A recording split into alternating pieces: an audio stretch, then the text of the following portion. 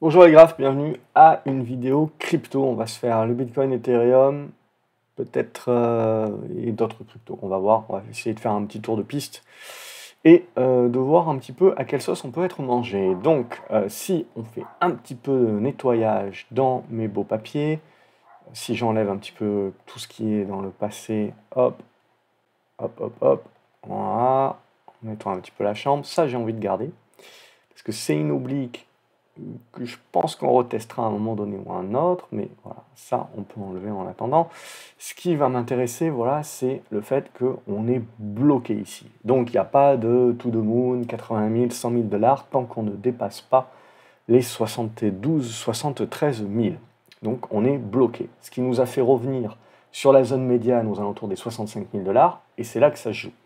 Soit on arrive, en effet, à relancer, breaker, et on est reparti pour un tour. Mais à mon avis, ça ne se fera pas sans le Nasdaq. Et le Nasdaq, aujourd'hui, il marche sur une patte qui est la technologie. J'inclus les semi-conducteurs dedans. Donc il va falloir, si on veut quelque chose de sain, que le reste reprenne également. Sinon, je pense si la tech doit corriger, je pense que le Bitcoin suivra. Ce qui nous ramènerait ici, alors, qu'est-ce qu'on va privilégier comme figure? Est-ce qu'on va privilégier éventuellement ce triangle, donc revenir travailler la zone des 60 000 dollars, ou un triangle mais plus descendant avec un support au niveau des 56 000, ou on va purger un petit peu plus, et c'est pour ça que je vous disais, moi je garderai bien cette oblique ici, parce que c'était l'ancienne oblique support du précédent marché haussier, qui a servi ensuite de résistance ici, et dont la cassure a lancé, on va dire, le côté exponentiel. Donc si on revient dessus, en fait, il faudrait le voir dans une très large figure en biseau, mais je ne pense pas qu'il faut le négliger, et en gros, ça nous fait tourner autour des 52 000. Donc ça, c'est un petit peu pour la vue selon plusieurs profils.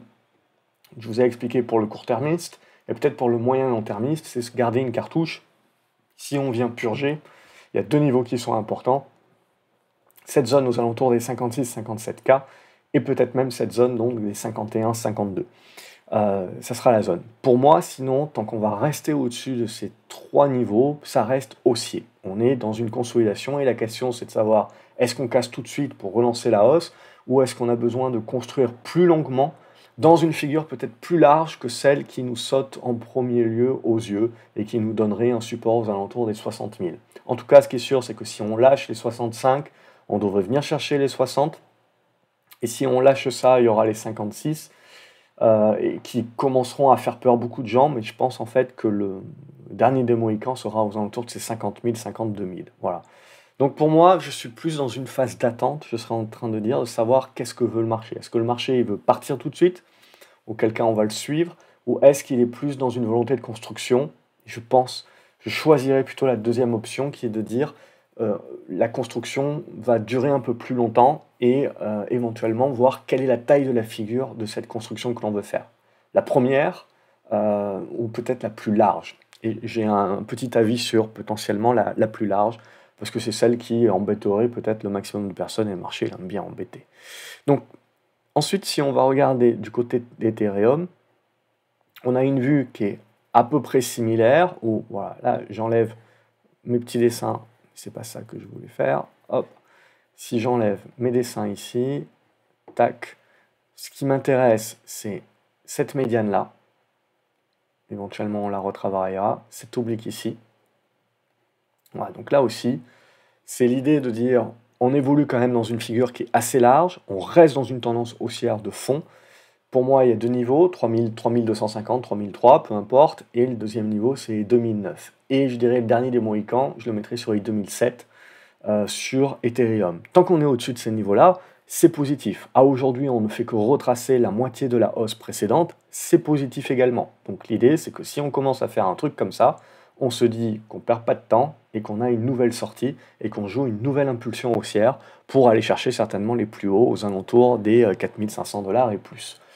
Pour autant, comme pour le Bitcoin, il ne faut pas négliger que peut-être que le marché nous dira que c'est peut-être pas tout de suite qu'il veut le jouer et il veut peut-être construire une figure plus large entre-temps. Donc on est un petit peu le cul entre deux chaises pour parler moins poliment et on est en attente. Mais ce qu'il faut se dire, c'est que la tendance est toujours à la hausse. Donc c'est comme ça que je verrai Ethereum. Si je vais chercher du côté du XRP, là, je trouve qu'on est beaucoup plus timoré, hein. Je vois vraiment pas. Alors, on est en train de jouer un petit peu trop avec le feu là sur le support.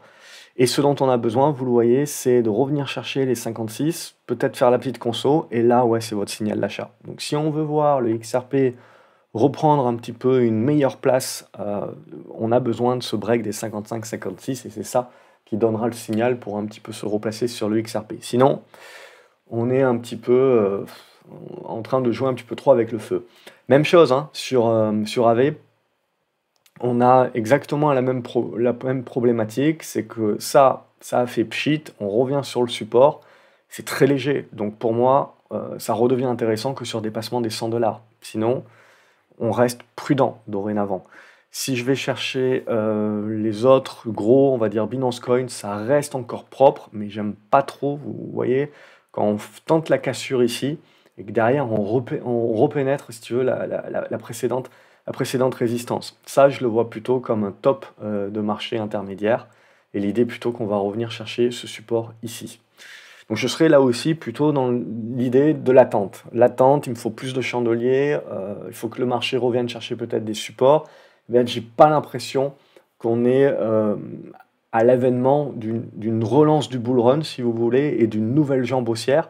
Je pense qu'on est plutôt en fait en train de valider la fin de la jambe haussière et une volonté au minimum de corriger plus large, sans pour autant remettre en cause la tendance haussière de la plupart des cryptos, mais on l'a vu, on a surtout quelques cryptos qui sont dans des belles tendances. Le reste, c'est pas terrible, hein. Bitcoin Cash, regardez, on avait une bonne configuration, on break par le bas. Donc là aussi, si j'enlève mes petits dessins, vous voyez, c'était les petits dessins de scénario. J'ai plutôt l'idée, voilà, où on se dit qu'on va revenir chercher une figure un petit peu plus large. Et figure un petit peu plus large, bon, ça peut nous faire revenir éventuellement, vous voyez, sur la zone des 330$. Donc, ça ne remet pas en cause, si vous voulez, la tendance qui est haussière, avec ces 330$, qui est un bon niveau.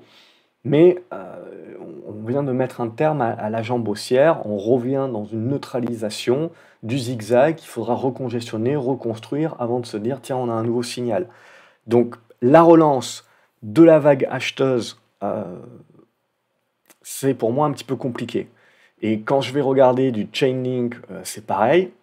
J'ai un départ qui est tout de suite recassé. Donc en fait, je reste dans mes figures qui sont larges, hein. Et après, un jour ou l'autre, je penserai. Alors après, il y en a qui vous verront une épaule tête et puis une épaule. Donc évidemment, si vous cassez cette oblique-là, je ne vous fais pas un dessin là.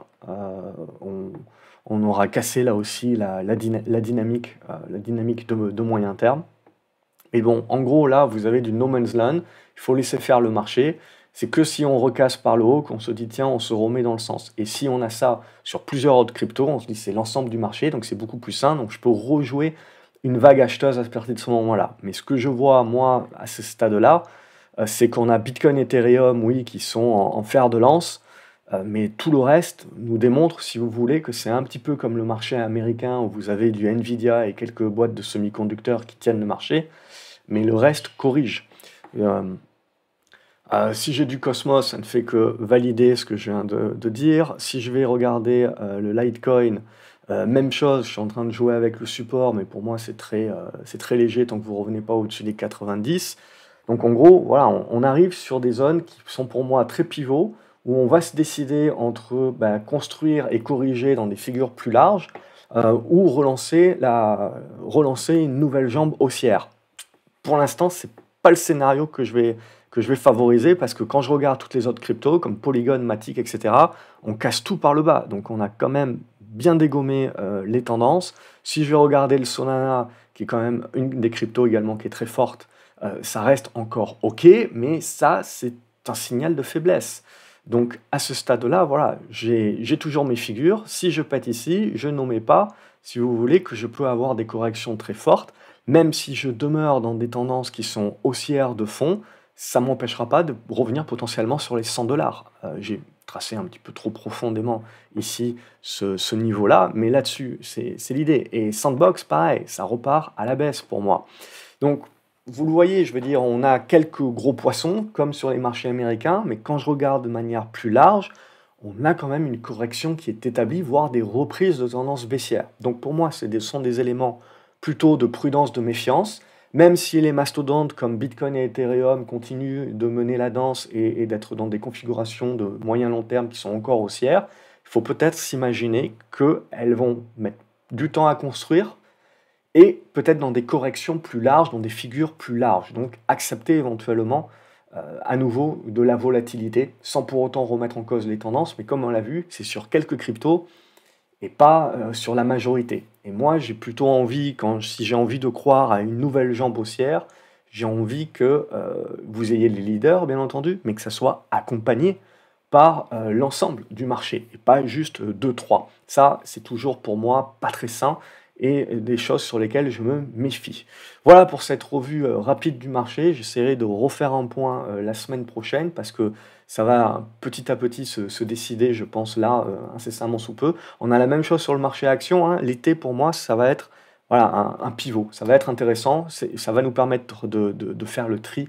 Et c'est ça aussi, ça fait partie du jeu, ça fait partie de la vie de tout investisseur. Voilà, j'espère qu'à d'habitude, vous appréciez ces vidéos. N'hésitez pas à me le dire en commentaire, à liker les vidéos, à les partager éventuellement et à me dire quels sont les cryptos, vous, que vous privilégiez, comment vous voyez le marché dans les commentaires.